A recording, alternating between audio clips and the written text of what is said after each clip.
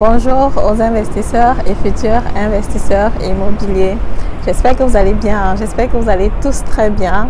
Dans la vidéo d'aujourd'hui, je suis à Nice, donc j'ai pris quelques jours de repos.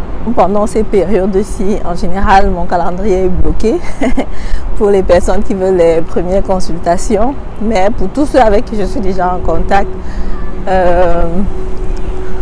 voilà, je regarde la route avant de traverser, je continue de bosser. Et je suis en train de travailler sur 3 projets actuellement que j'ai envie de partager avec vous dans cette vidéo qui devrait naturellement se concrétiser après les congés, donc après les jours off. J'ai voulu vous parler de ça parce qu'effectivement les 3 projets, c'est 3 profils d'investisseurs, de personnes différentes.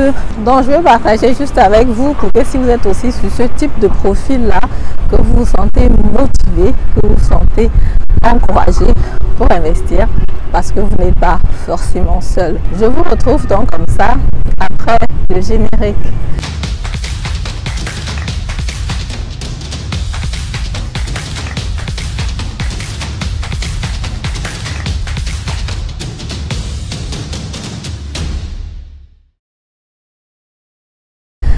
Alors, salut à toi, bonjour, mon nom c'est Madame Intedem, je suis investisseur immobilier, entrepreneur dans le domaine de l'immobilier, auteur du livre Devenir millionnaire avec l'immobilier et aussi j'accompagne les personnes qui veulent se lancer dans le même domaine que moi. Si le domaine de l'immobilier t'intéresse, si le domaine de l'immobilier te passionne, c'est que tu es naturellement ici au bon endroit.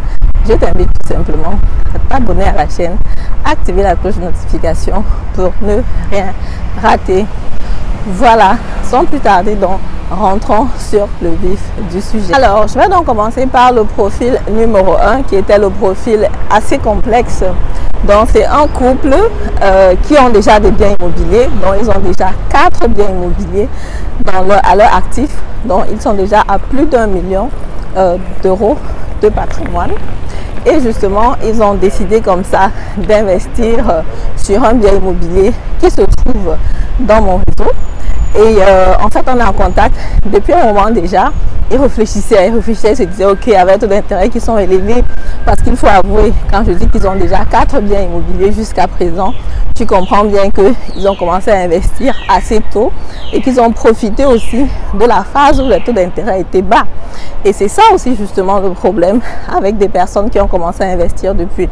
Parce que des personnes qui ont profité des taux d'intérêt 1,5%, 1,2%, 1,8%, c'est vraiment difficile pour eux d'investir aujourd'hui à plus du double. Parce qu'aujourd'hui on est à 4%, 4,5%. Il faut avoir la chance même pour être à 3,9% par là. Donc du coup pour eux qui ont déjà investi à 1,5%, c'était vraiment difficile de comprendre qu'ils peuvent investir avec plus de 3% de taux d'intérêt, quoi. Donc on discutait souvent, on échangeait, mais ils me disaient, ah Madel, les taux d'intérêt là, tu veux qu'on fasse comment? C'est trop chaud, c'est très difficile, on ne peut pas s'en sortir comme ça. Comment est-ce que les gens font et tout le reste? Finalement, avec le temps, ils se sont rendus compte que les taux d'intérêt soient là ou pas, ce qui est le plus important, c'est de regarder ton projet immobilier. Est-ce que le projet immobilier se rentabilise? Est-ce que ça marche? Est-ce que ça peut marcher sur le long terme? Parce qu'effectivement, sinon, le fait de se plaindre, ça n'a rien apporté, quoi. Donc, du coup, finalement, cette année, ils ont dit non.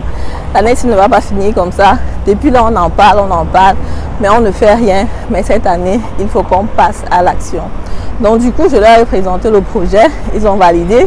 Le financement était assez compliqué parce que justement, le patrimoine est déjà assez énorme. La banque regarde donc à ce moment-là vraiment dans les détails. Est-ce que les précédents investissements immobiliers fonctionnent? Est-ce que les précédents investissements immobiliers ont pris en valeur? Est-ce que ça marche bien jusqu'ici avant de valider? Quand on est rentré dans la phase antérieure, mais on était déjà autour de 4,3%, ce qui n'est pas mal parce que je pense que cette semaine actuellement où je vous parle, on est plutôt à 4,7%.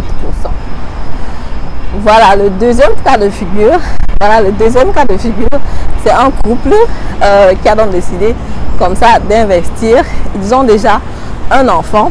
Le monsieur travaille, la femme aussi, mais ils ont décidé que le monsieur commence déjà par se lancer sur l'investissement immobilier. Du coup, l'homme va faire la première acquisition et ensuite la femme va faire la prochaine acquisition.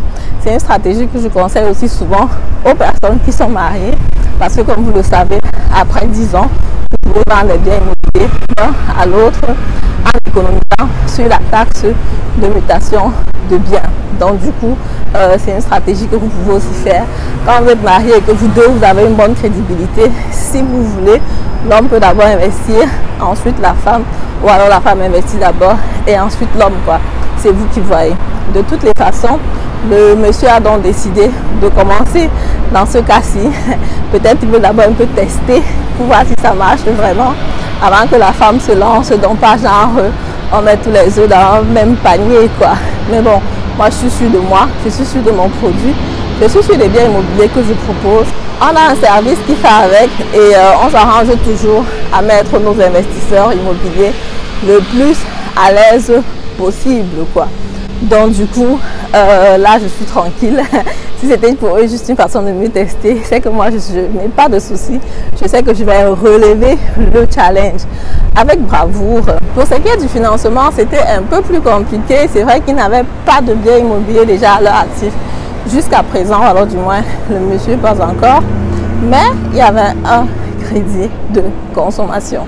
Et comme je vous dis toujours, le crédit de consommation, c'est pas toujours la meilleure des choses à avoir quand on veut se lancer sur l'achat du bien immobilier. Donc du coup, avec le crédit de consommation qui était là, on a aussi pu avoir un taux d'intérêt assez bien, mais un peu plus cher que la normale à cause justement de la capacité financière, parce que n'importe comment, un crédit de consommation, ça va aussi naturellement jouer sur ta crédibilité, parce que comme je vous dis toujours, la banque se pose toujours la question de savoir, ok, si tu es ingénieur, tu as un salaire de 3 000 € et plus et que tu as envie d'argent, pourquoi est-ce que tu n'économises pas pour réaliser cet objectif-là?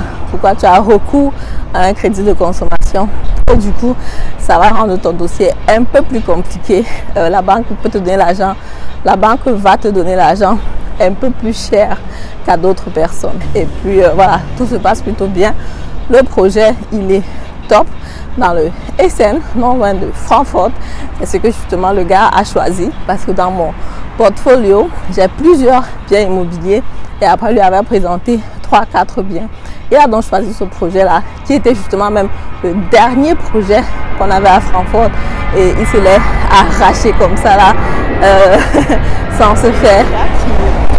Le troisième client, c'est un profil simple, tout simplement, un jeune gars qui a fini avec ses études, qui a trouvé son travail, qui a son salaire, qui a pu économiser un peu et qui a décidé tout simplement de se lancer sur l'achat du bien immobilier locatif parce qu'il a compris que voilà, il faut déjà sécuriser ses investissements immobiliers ici en Allemagne. Parce qu'il faut déjà sécuriser ses investissements immobiliers en Allemagne, voilà. Ici, je suis plutôt à Nice. Et c'est ce qu'il a fait, c'est ce qu'il a décidé de faire. Et il m'a donc choisi pour l'accompagner, ce que je fais avec grand plaisir, comme d'habitude. Et puis mon challenge, naturellement, c'est toujours que le client soit complètement satisfait de son investissement et qu'il se dise, ben, heureusement que j'ai fait confiance à Madel et à travers ce premier investissement, je peux encore acheter d'autres biens immobiliers pour agrandir mon parc immobilier.